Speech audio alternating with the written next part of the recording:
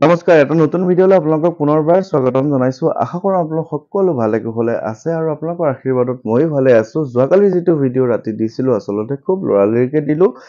বৰ প্ৰয়োজনীয় কথাখিনি আচলতে কৈ পেলাই দিছিলোঁ, কিন্তু কথাটো এনেকুৱা ধৰণৰ হ'ল যে চাউণ্ডত কিবা এটা বিজুতি হ'ল, গতিকে সেই চাউণ্ডটো আপোনালোকে ভালকৈ শুনা নাপালে। যদিও ভিডিঅ'টো আপোনালোকে আদৰি লৈছে, কিন্তু মই মোৰ ফালৰ পৰা সেইটো ছেটিছফেকশ্যন নাই হোৱা যে আপোনালোকক মই কিবা এটা জনাব পাৰিছোঁ। গতিকে মই এই কথাটো ক'বলৈ খুব লৰালৰিকৈ আজি এই ভিডিঅ'টো তৈয়াৰ কৰিব লগা হৈছে। কথাটো এনেকুৱা ধৰণৰ যে আজি হৈছে জেঠ মাহৰ অন্তিমটো মঙ্গলবাৰ আৰু আজি হৈছে পূৰ্ণিমা। কোৱা হয় যে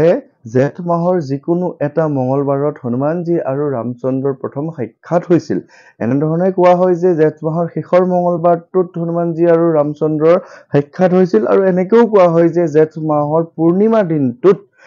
হনুমানজী আৰু প্ৰভু ৰামচন্দ্ৰৰ মাজত প্ৰথম সাক্ষাৎ বা প্ৰথম লগালগি তেওঁলোকে লগ পাইছিলে। কিন্তু এতিয়া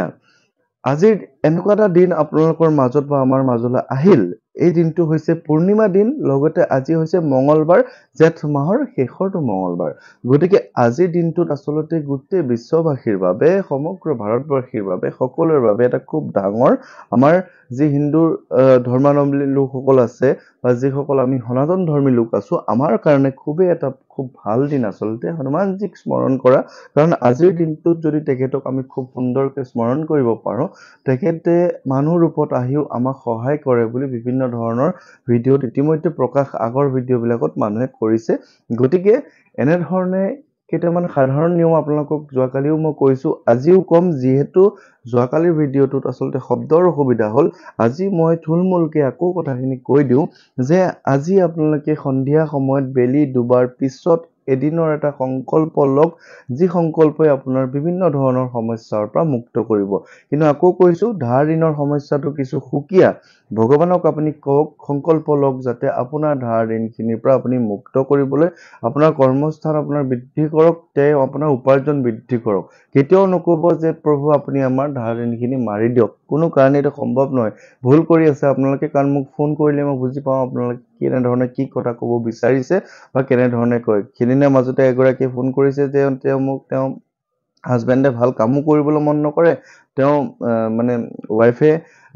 ধাৰৰ ওপৰত ধাৰ লৈ গৈ আছে, হাজবেণ্ডে কাম নকৰে, কিন্তু ধাৰ মাৰিব লাগে, ভগৱানক প্ৰাৰ্থনা কৰিব লাগে বা চাকি এগছ মই জ্বলাব লাগে। এইখিনি আচলতে উচিত কথা নহয়। মই কেতিয়াও অন্ধবিশ্বাস কথাখিনি বেয়াই পাওঁ আচলতে। মই সেইকাৰণে হনুমানজীৰ দ্বাৰা কেনেধৰণে আপুনি কৃপা পাব পাৰিব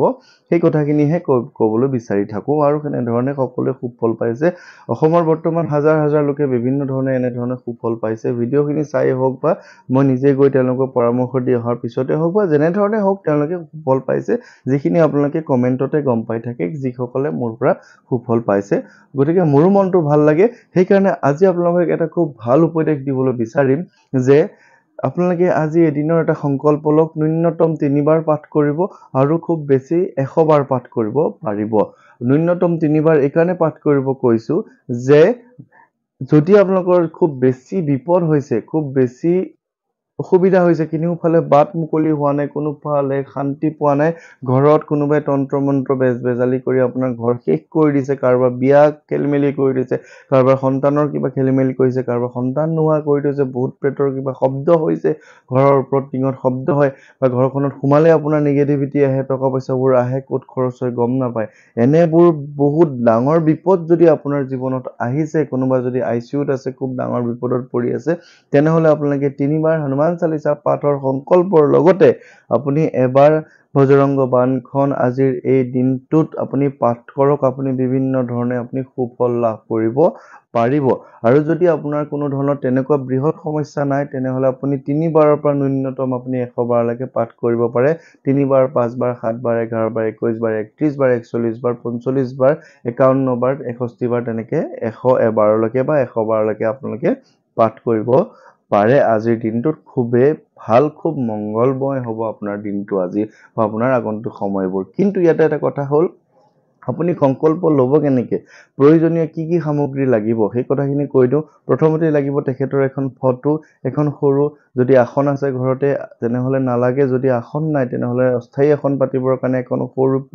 পীৰাৰ ওপৰত পাৰিব পৰাকৈ এখন ৰঙা কাপোৰ, 1 ঘটি পানী লাগিব, কেইটামান ৰঙা আৰু হালধীয়া ফুল, লগত তুলসী পাত পাত কেইটামান লাগিব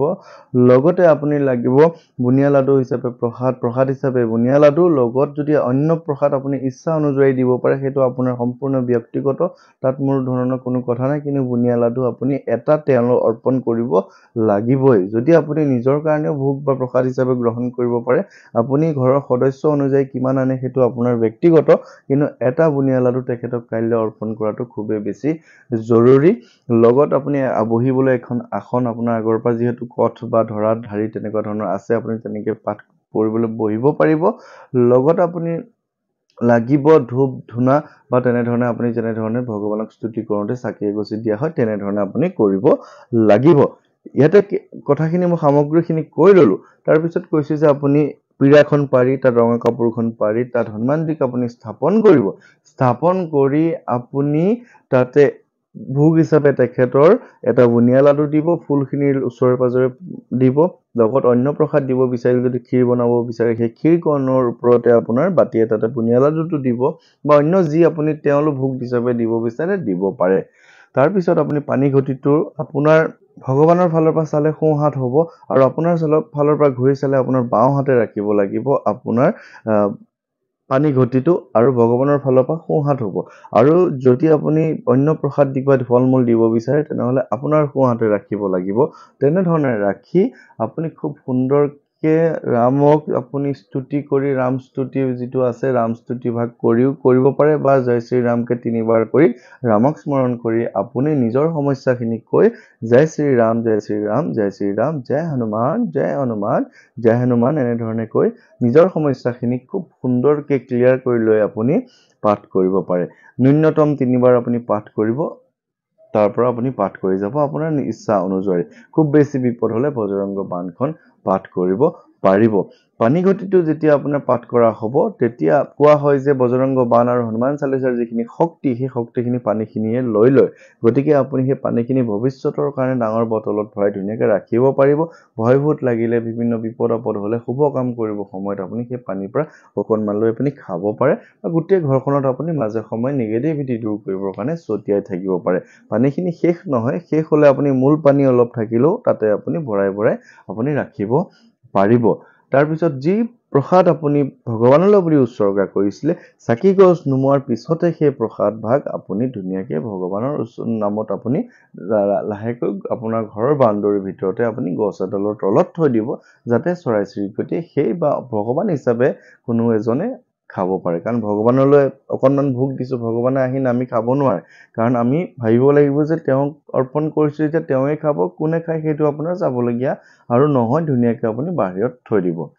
নিজলৈ যিখিনি প্ৰসাদ লৈছিলে নিজে গ্ৰহণ কৰিব পাৰিব আৰু তেনেধৰণে আপুনি অহাকালিৰ দিনটো ধুনীয়াকৈ পাঠ কৰক খুব বেছি বিপদত চালিচা পঢ়াৰ পিছতে বজৰংগ বাণখন পাঠ কৰিব আপুনি নিশ্চয় সুফল পাব কিন্তু এইখিনিতে আকৌ কওঁ ধাৰ ঋণৰ কথাটো বেলেগ বাকী অন্যান্য আপুনি যিখিনি সমস্যাৰ কথা মই ক'লোঁ সেই সমস্যাখিনিৰ কথা বিশেষকৈ অসুখ অশান্তি গা বেয়া লাগি থকা বা বিভিন্ন ধৰণৰ বিপদ আপদ অমংগল হৈ থাকিলে ঘৰখনত আপুনি কাইলৈৰ দিনটো তেনেধৰণে পাঠ কৰক আপুনি নিশ্চয় সুফল পাব এয়া হৈছে এদিনীয়া সংকল্পৰ মই খুব সহজভাৱে ক'লোঁ সহজভাৱে এই কাৰণেই কৈছোঁ আমি সহজভাৱে কৰিলেহে ভগৱানক আপুনি পোৱাটো সহজ ইমান